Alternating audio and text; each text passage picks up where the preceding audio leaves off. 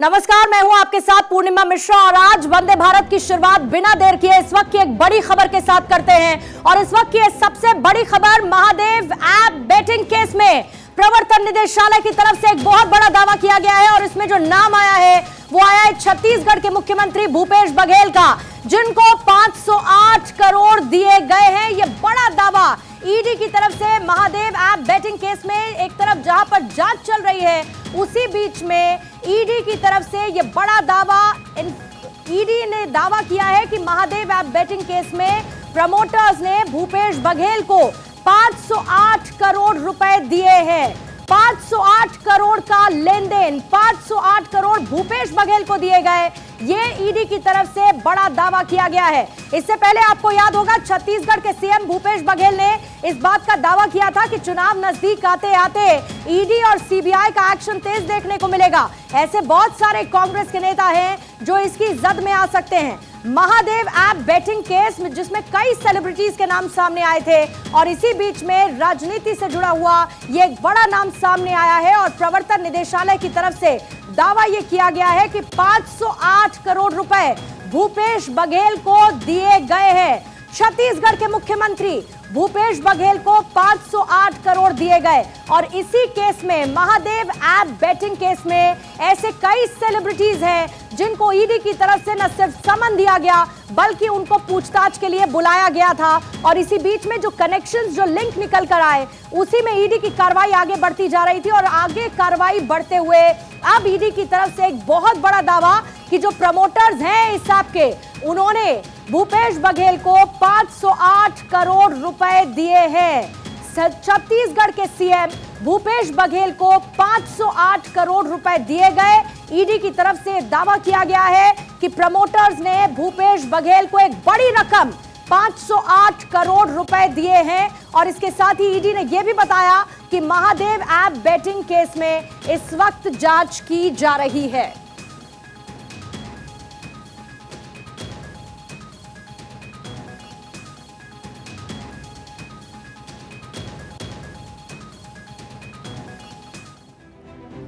इधर दिल्ली की बात करेंगे क्योंकि दिल्ली में पोल्यूशन का शुक्रवार को ऐसा हाल दिखा जिसमें घर से बाहर निकलना दूर, घर के अंदर भी लोग वो खतरा महसूस कर रहे हैं क्योंकि एयर क्वालिटी इंडेक्स यानी कि AQI कई जगहों पर 500 के पार जा चुका है। प्रदूषण के इस बढ़ते स्तर के बाद दिल्ली NCR में हेल्थ इमरजेंसी जैसे हालात बन चुके हैं और आलम यह है कि लोगों का दम घुटने लगा है। बात प्रधानमंत्री नरेंद्र मोदी की भी होगी जो आज नई दिल्ली के प्रगति मैदान स्थित भारत मंडपम में वर्ल्ड फूड इंडिया 2023 के दूसरे एडिशन का इनॉग्रेशन करने के लिए पहुंचे और इस कार्यक्रम में 80 से ज्यादा देशों के 1200 से ज्यादा लोग शामिल हुए। और इस मौके पर पीएम मोदी ने कहा कि स्वाद और तकनीक का ये फ्यूजन एक नई इकोनॉमी को रफ्तार प्रदान करेगा। बात हो रही है सूरज की, बात हो रही है मौसम की और ऐसे में दिल्ली और NCR के मौसम और उसकी हवा की बात होनी जरूरी है क्योंकि दिल्ली और NCR में हवा खतरनाक स्तर पर जा पहुंची है। आज कई जगह पर एयर क्वालिटी इंडेक्स यानी कि हवा की गुणवत्ता 500 को भी पार कर गई है और शाम होते होते बताया ये जा रहा है कि कहीं कहीं ये 800 के डेंजर लेवल को छू चुकी है। प्राइमरी स्कूल्स को बंद किया जा चुका है। ऐसे में सवाल ये उठता है कि आखिर हर साल ऐसी स्थिति बनती क्यों है? सरकार परमानेंट सॉल्यूशन क्यों नहीं कर पाती है?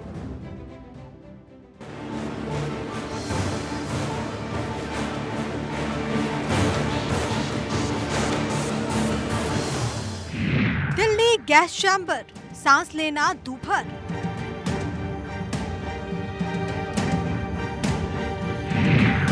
सूरज हुआ मध्यम, दम घुटने लगा। प्रदूषण का कहर, धुंध में लिपटा शहर।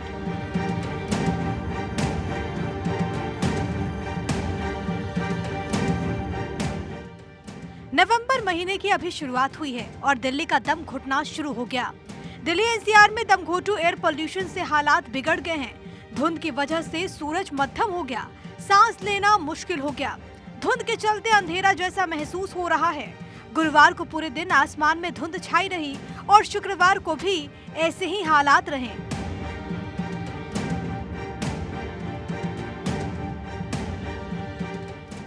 शुक्रवार को दिल्ली में प्रदूषण का ऐसा लेवल है उसमें घर से बाहर निकलना तो दूर, घर के अंदर भी खतरा है। एयर क्वालिटी इंडेक्स यानी कि AQI कई जगहों पर 500 को पार कर गया। प्रदूषण के इस लेवल के बाद दिल्ली NCR में हेल्थ इमरजेंसी जैसे हालात बन गए। जिस तरह से दिल्ली के आसमान में जहरीली हवा का जो कण है बहुत ज़्यादा है। AQI के लेवल की बात करें तो 450 से ज़्यादा दिल्ली NCR में AQI का लेवल दर्ज किया गया है। इस वक्त अगर बात करें तो इस वक्त भी ओवरऑल दिल्ली में 406 जो AQI का लेवल है वो दर्ज किया गया है। इसके साथ ही दिल्ली सरकार ने भी ग्रैप 3 को लागू कर दिया गया है। इसके बाद BS3 पेट्रोल और BS4 डीजल गाड़ी को दिल्ली NCR में दिल्ली में अलाउ नहीं किया जाएगा। अगर दिल्ली में इन वाहनों को चलते हुए देखा जाएगा तो 20,000 रुपये का चालान काटा जाएगा। साथ ही दिल्ली सरकार ने 2 दिनों के लिए 5वीं तक के सभी निजी और सरकारी स्कूलों के बंद कर दिया गया है। दिल्ली में वायु प्रदूषण के कारण हालात दिन प्रतिदिन बिगड़ते चले जा रहे हैं। सर्दी के आने से पहले हवा में फैले प्रदूषण ने लोगों की समस्या को बढ़ा दिया। दिवाली के वक्त हर साल ऐसा ही नजारा देखने को मिलता है। हर साल दिल्ली सरकार इस पर लगाम लगाने की बात भी कहती है, मगर ऐसा होता नहीं है। अब एक बार पोल्यूशन की वजह से दिल्ली वासियों का दम घुट रहा है तो दिल्ली सरकार बचाव में उतरी, जबकि बीजेपी ने दिल्ली सरकार को निशाने पर लिया। पूरे दिल्ली के अंदर ही नहीं, पूरे उत्तर भारत के अंदर इस समय जो AQI का स्तर है, जिस तरह से मौसम ने एक ठहराव लिया है, उससे पूरे उत्तर भारत के अंदर एक ही स्थिति बनी हुई है। दिल्ली में तो बल्कि कई जगहों पे अगर 40 स्टेशन देखें तो 4 की स्थिति थोड़ी ख़राब है। बाकी जगह, बाकी अगर NCR के राज्यों से देखें तो उससे बेहतर स्थिति दिल्ली के अंदर है। लेकिन जिस तरह का अभी अनुमान देखा जा रहा है कि अभी जो अगला 15 दिन है वो दिल्ली के लिए काफ़ी क्रिटिकल है। जैसी मजबूरी हो चुकी है दिल्ली वासियों की कि वो एक गैस चेंबर में रह रहे हैं और इस गैस चेंबर को बनाने में अरविंद केजरीवाल जी की सरकार पूर्ण तरीके से जिम्मेदार है। हर जगह पर आप देखें AQI 500, 600, कई जगहों पर 700 के पार हो चुका है। अरविंद केजरीवाल ने कहा था कि पंजाब की पराली मुख्य रूप से जिम्मेदार है। हालांकि हम ये नहीं मानते थे, पंजाब की पराली को उन्होंने दोष दी। अब आम आदमी पार्टी की सरकार पंजाब में बनी है, वहां पर 750% पराली जलाने की घटनाएं बढ़ चुकी है। ये रिपोर्ट सामने आ चुकी है। दिल्ली के साथ NCR की भी हालत खतरनाक है। NCR में भी पोल्यूशन लेवल काफी ज्यादा है। आलम यह है कि प्रदूषण की वजह से लोगों को काफी दिक्कतें हो रही हैं। गाजियाबाद, नोएडा और ग्रेटर नोएडा में वायु प्रदूषण खतरनाक स्तर पर है। पूरा का पूरा शहर गैस चैम्बर में तब्दील हो गया। मुख्यमंत्री योगी आदित्यनाथ ने खतरनाक एयर क्वालिटी इंडेक्स के लिए पराली जलाने को वजह बताया। 5-6 राज्यों को नोटिस जारी की और नोटिस जारी करते समय पंजाब को, हरियाणा को, उत्तर प्रदेश को, दिल्ली और अन्य राज्यों को नोटिस जारी करके कहा कि जो ये फॉग है, जो ये धुंध है, दिल्ली जब मैं लखनऊ से गया वहां धूप थी, मौसम एकदम साफ था, लेकिन अगले 35 मिनट के अंदर मेरी फ्लाइट गाजियाबाद में लैंड की तो गाजियाबाद में मैंने देखा पूरा अंधेरा था। दिल्ली की हवा में लगातार बढ़ते प्रदूषण को लेकर दिल्ली हाईकोर्ट ने राज्य सरकार को फटकार लगाई। हाईकोर्ट ने साफ साफ कहा कि खराब वायु प्रदूषण के पीछे और कोई नहीं बल्कि दिल्ली सरकार जिम्मेदार है।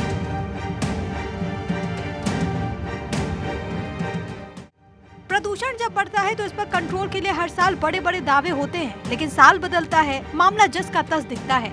ऐसे में सवाल ये उठता है कि आम लोगों को शुद्ध हवा कब मिलेगी। केशव झा के साथ ब्यूरो रिपोर्ट, भारत 24।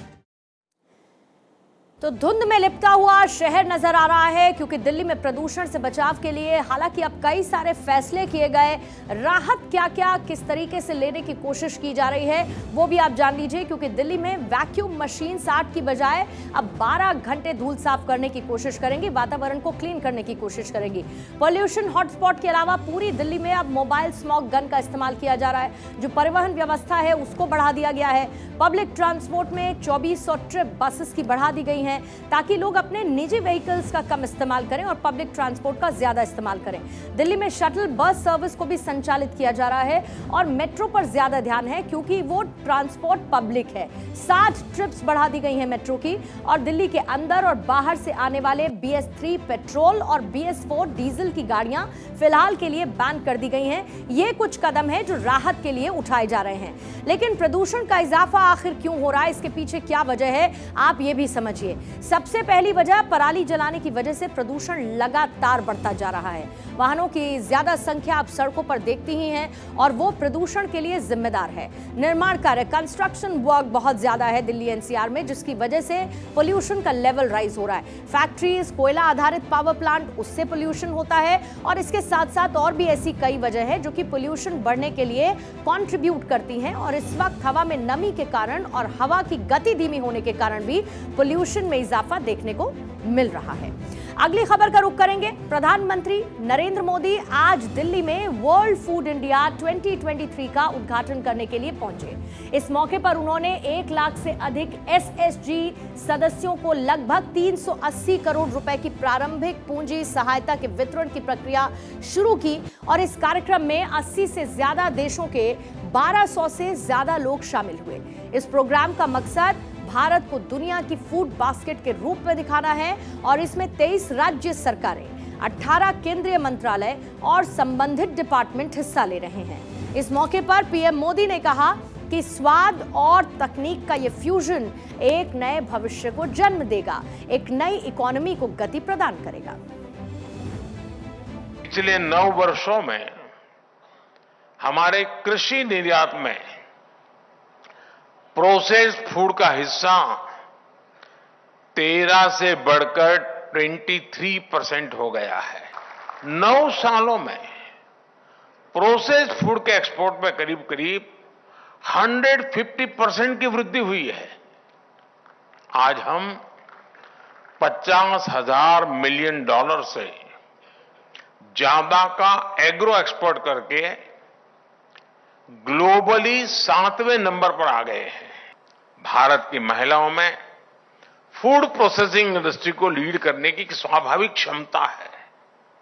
इसके लिए हर स्तर पर महिलाओं को कुटीर उद्योगों और सेल्फ हेल्प ग्रुप्स को प्रमोट किया जा रहा है। आज इस कार्यक्रम में भी 1 लाख से ज्यादा महिलाओं को, जो विमेन सेल्फ हेल्प ग्रुप चलाती हैं, 1 लाख से ज्यादा महिलाओं को करोड़ों रुपयों की सीड कैपिटल दी गई और मैंने टेक्नोलॉजी के लिए अभी यहां से उसको ऑलरेडी उनके खाते में जमा कर दिया।